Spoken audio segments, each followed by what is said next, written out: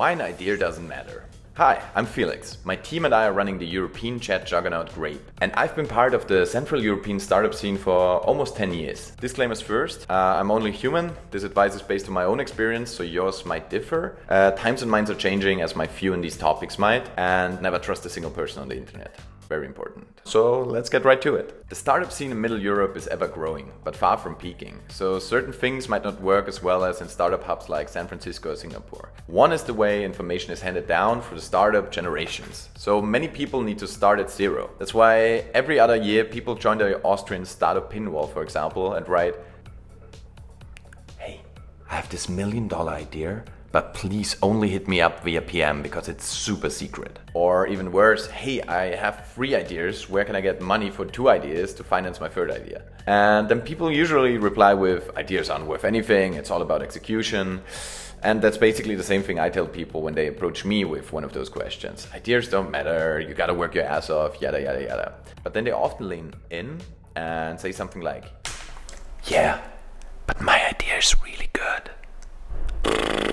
So this might be the case, don't get me wrong. Some ideas are amazing, but most of the time other factors outweigh the idea. Let me take you through some of them. 1. Technical and topical knowledge. Maybe you've heard of the hierarchy of competence. Basically anything you try to do starts with unconscious incompetence. If I were to try to learn the saxophone, I wouldn't know how much I suck at it until I start going for it. At some point I reach conscious incompetence where I'm like, damn, I suck.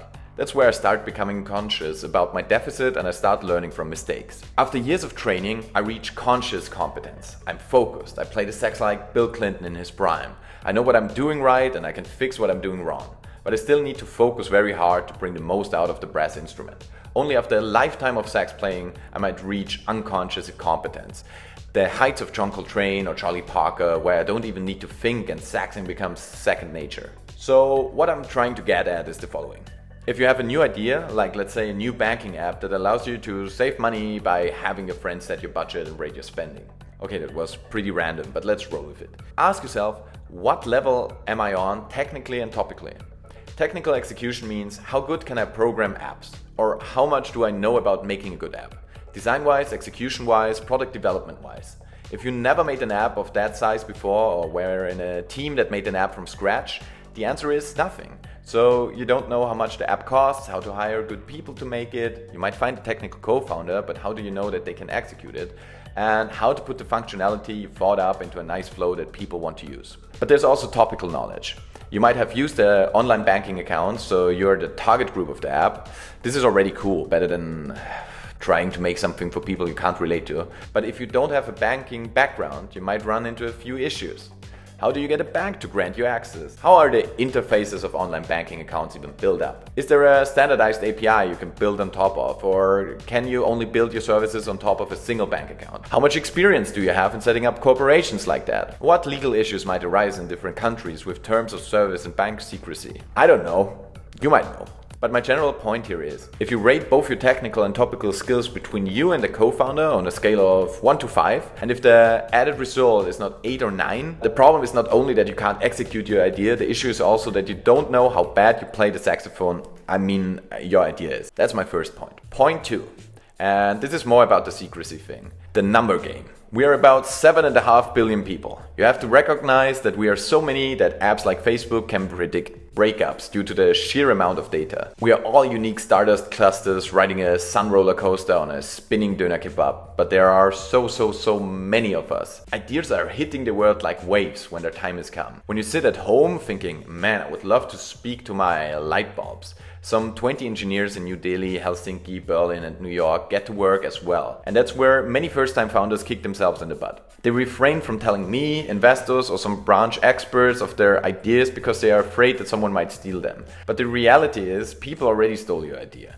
They did because a never-ending supply of smart people with similar problems think similar thoughts. I never sit in a circle with our developers and I'm like, damn, we need some more ideas to work on. Everyone has great ideas, but they might potentially fall flat because while you were holding back from letting the world know about it, others were first with hitting up investors, getting feedback or pushing a landing page to journalists. And being first with something good matters. Point 3.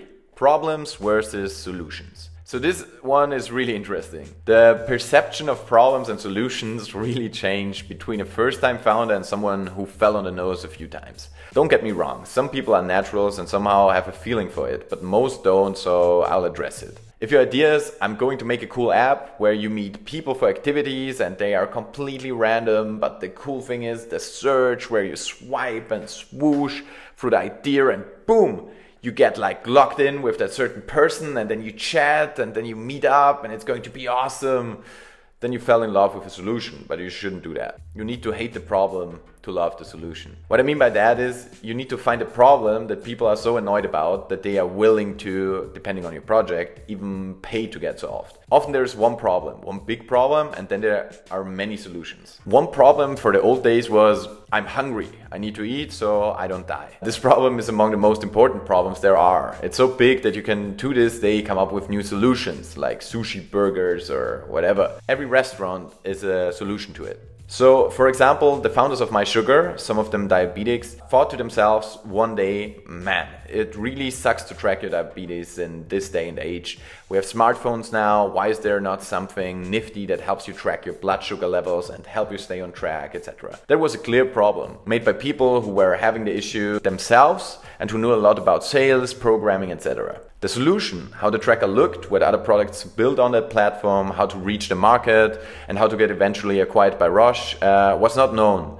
These things changed a couple of times. Your idea should understand where the billion-dollar problem is that needs help right now. Being hungry has 2 million solutions. Tracking diabetes has a few solutions. Ideas are ever changing, but with the right problem, you can improve on them over the 5 to 10 years you will spend on the execution. Oh, yeah, there's that.